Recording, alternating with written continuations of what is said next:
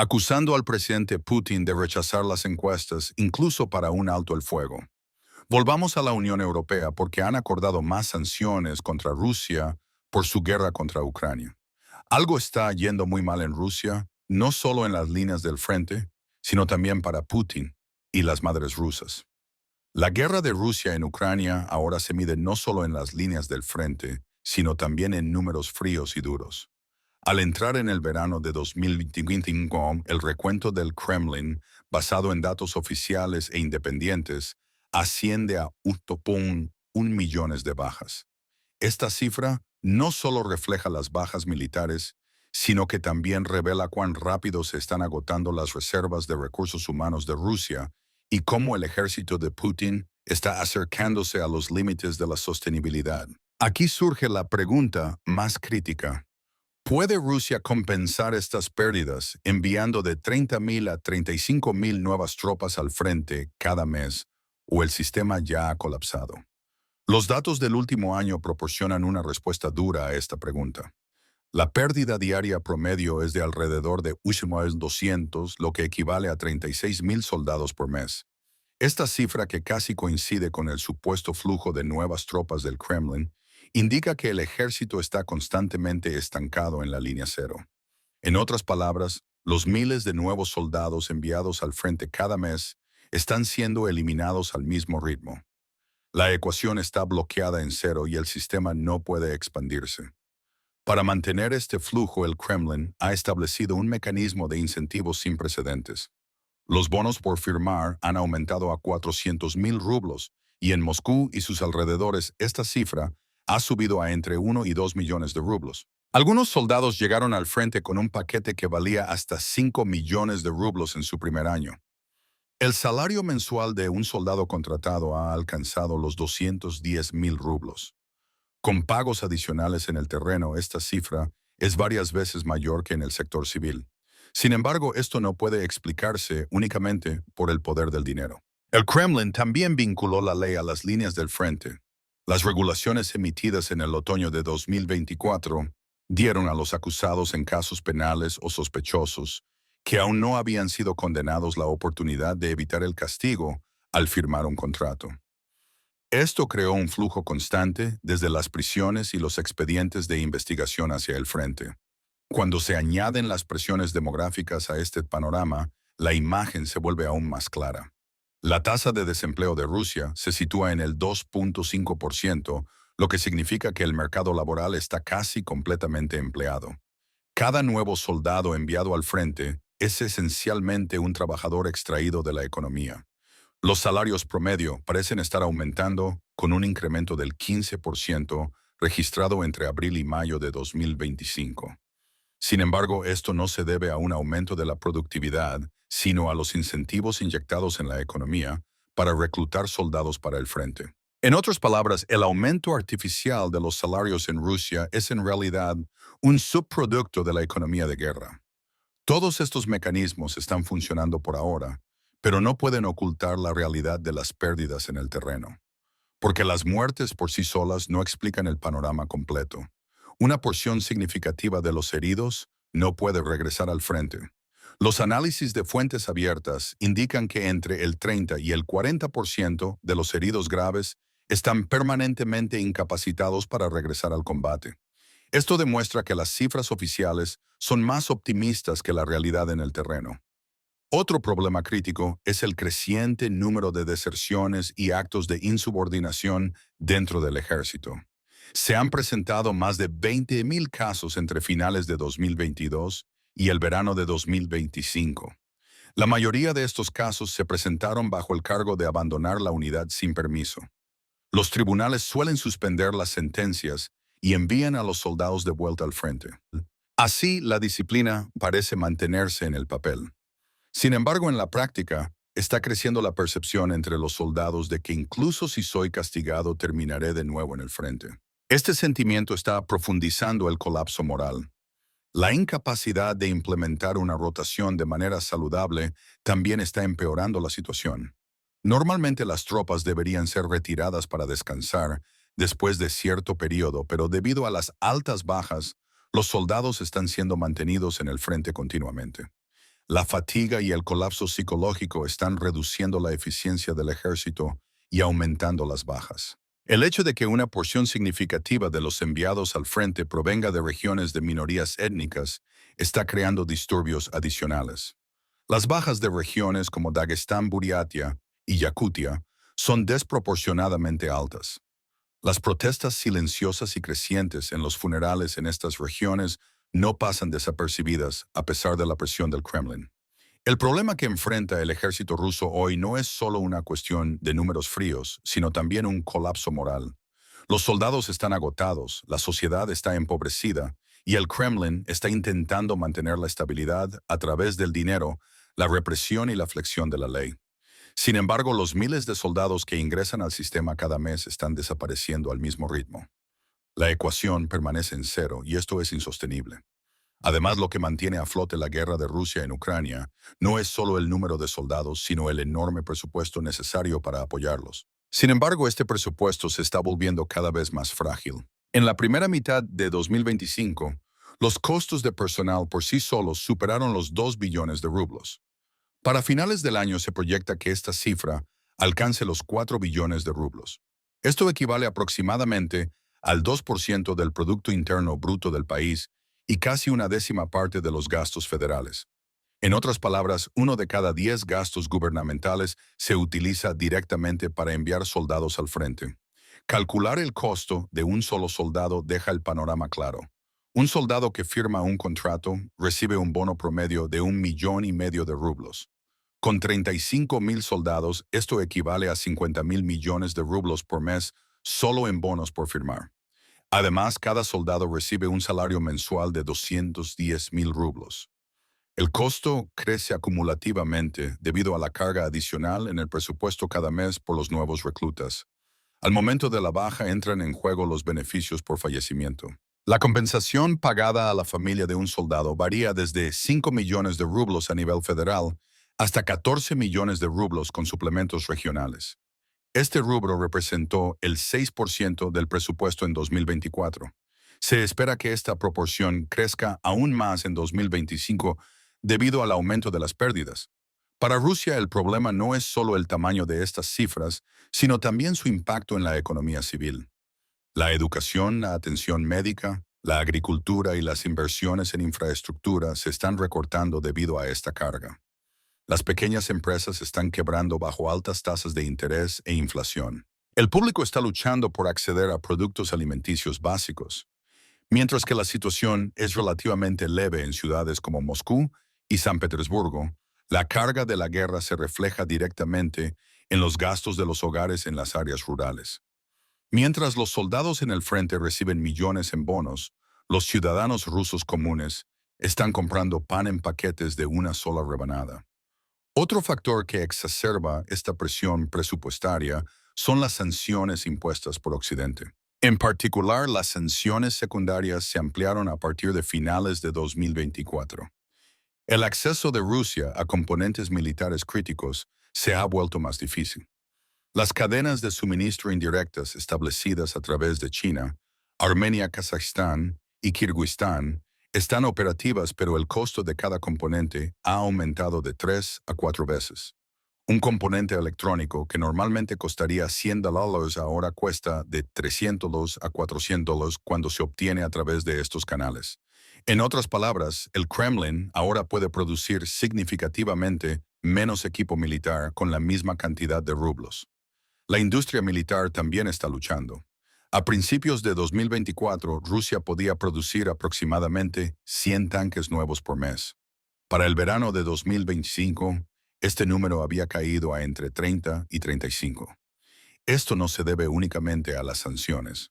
También es porque el ritmo de las pérdidas de tanques en la guerra no puede ser igualado. Los informes de inteligencia británica indican que Rusia ha perdido más de 4,000 tanques desde el inicio de la guerra, equivalente a un tercio de su flota total de tanques. Hoy la capacidad de producción de tanques de Rusia no puede compensar estas pérdidas. La situación es similar en los sistemas de defensa aérea. Los componentes electrónicos necesarios para los sistemas S-300 y S-400 en particular eran en gran parte importados. Con la cadena de suministro interrumpida, se ha vuelto casi imposible actualizar estos sistemas. La superioridad tecnológica de Ucrania agrava aún más la situación. Al inicio de la guerra, Rusia dependía de su superioridad numérica. Sin embargo, en los últimos 2 años, Ucrania ha cambiado el equilibrio con municiones de alta precisión de Occidente y sus propias tácticas de drones. Los enjambres de drones FPV han atacado tanques y vehículos blindados en las líneas del frente, aumentando las bajas. Las baterías HIMARS han golpeado continuamente la logística rusa.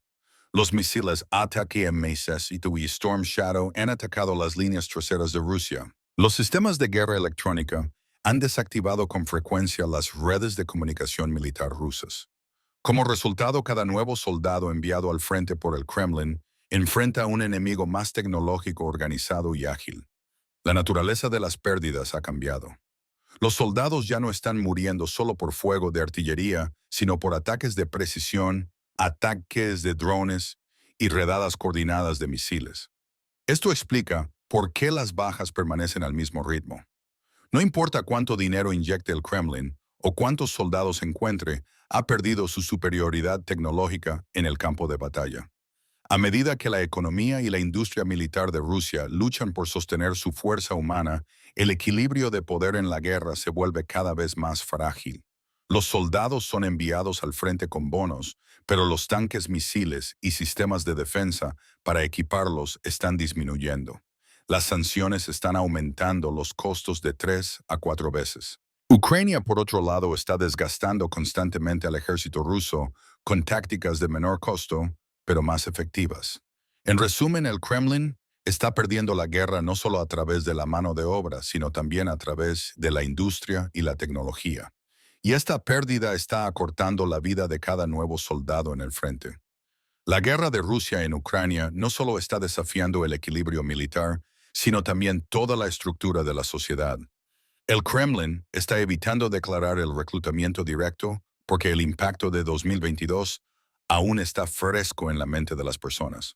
En ese momento, cientos de miles de jóvenes hicieron fila en los pasos fronterizos, decenas de miles huyeron a Georgia, Kazajistán y Europa, y estallaron protestas en todo el país. Hoy Putin no quiere correr el mismo riesgo. Por eso la economía de persuasión que ha implementado parece estar funcionando a corto plazo. Sin embargo, la presión creada en la vida diaria de las personas muestra que este método es insostenible. Por otro lado, aunque los salarios han aumentado nominalmente, la inflación está creciendo mucho más rápido. Desde el inicio de la guerra, los precios de los alimentos han aumentado más del 35%. El Banco Central de Rusia se ha visto obligado a mantener las tasas de interés por encima del 20%. El panorama en las cocinas de las personas es sombrío. El gobierno impuso controles de precios para bajar los precios de los huevos, pero esto llevó a la aparición de productos artificiales como huevos líquidos en las tiendas. En algunas regiones, el pan ahora se vende en paquetes de una sola rebanada. Las facturas de electricidad y gas natural han aumentado un 12%. Mientras los medios estatales informan sobre bonos de millones de dólares para los soldados, las personas no pueden permitirse ni siquiera los alimentos básicos. Esta contradicción está alimentando una creciente ira silenciosa. Las regiones pobres están sintiendo la carga de manera más aguda. Ciudades como Moscú y San Petersburgo pueden encontrar voluntarios con altos bonos, pero también envían menos soldados al frente gracias a oportunidades laborales alternativas. En contraste, las aldeas remotas en Siberia, el Cáucaso Norte y las regiones de minorías étnicas en el lejano oriente están sufriendo pérdidas desproporcionadas. Los informes de muerte de Dagestán, Buriatia, Yakutia y Tuva son muchas veces más altos que en otras regiones. Las ceremonias fúnebres en estas áreas se están convirtiendo en protestas silenciosas. Aunque no se han publicado cifras oficiales, las fuentes abiertas indican que las pérdidas son excepcionalmente altas, particularmente entre los buriats.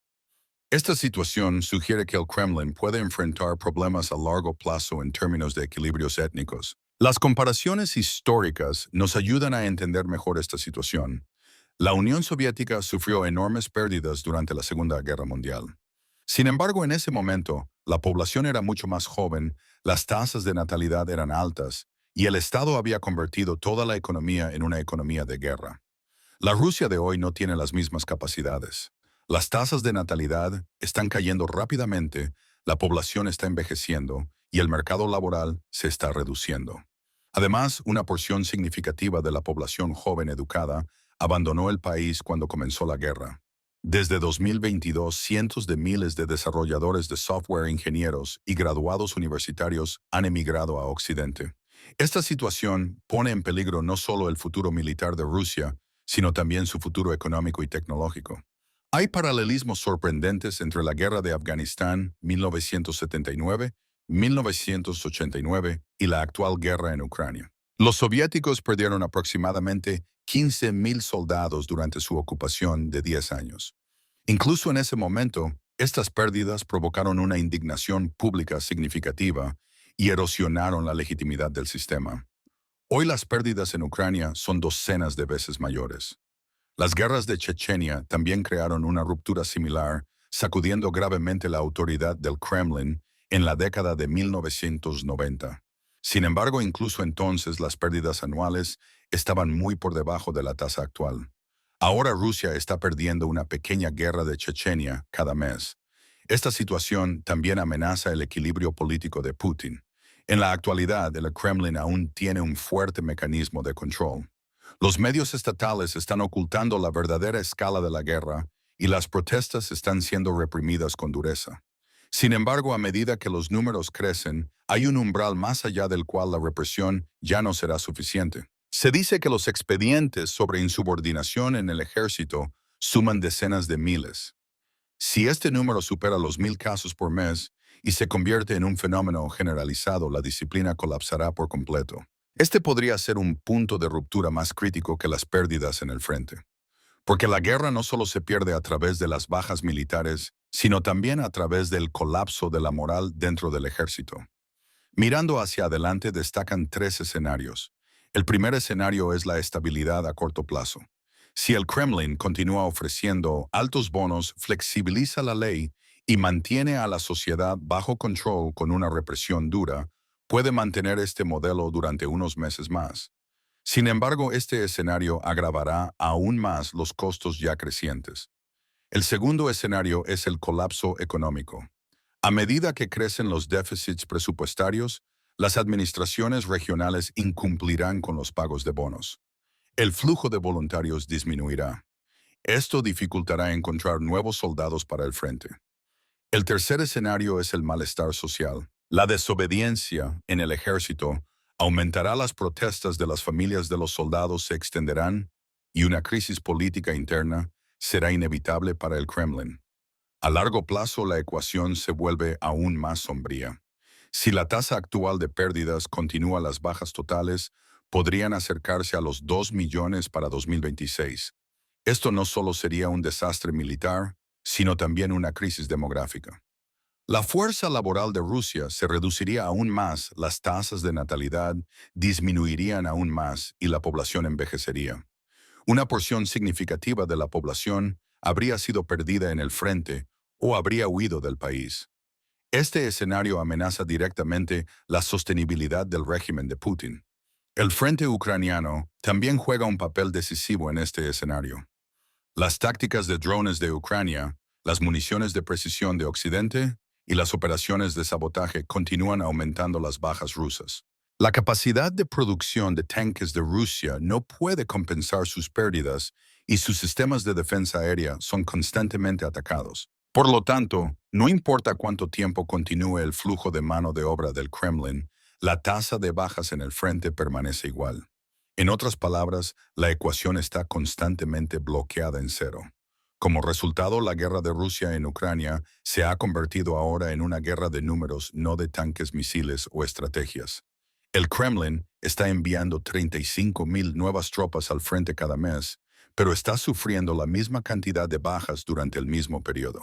Esto es una aritmética estancada en cero. La estrategia de Putin puede parecer que aún funciona porque se está inyectando dinero, la ley se está torciendo y la propaganda continúa sin cesar. Pero esta situación no puede continuar indefinidamente porque una ecuación que permanece en cero debe romperse en algún momento. Y esa ruptura no solo ocurrirá en el campo de batalla. El futuro político del Kremlin también está siendo puesto a prueba por esta ecuación. Perder 1.000 soldados cada día es en realidad perder un pedazo del poder de Putin. Las pérdidas actuales en millones podrían convertirse en ajustes de cuentas políticos que involucren a millones mañana. Por eso la verdadera batalla para Rusia no está en suelo ucraniano, sino dentro de sí misma, en su economía, sociedad y dinámicas de poder. Gracias por ver. No olvides suscribirte, darle me gusta y activar las notificaciones.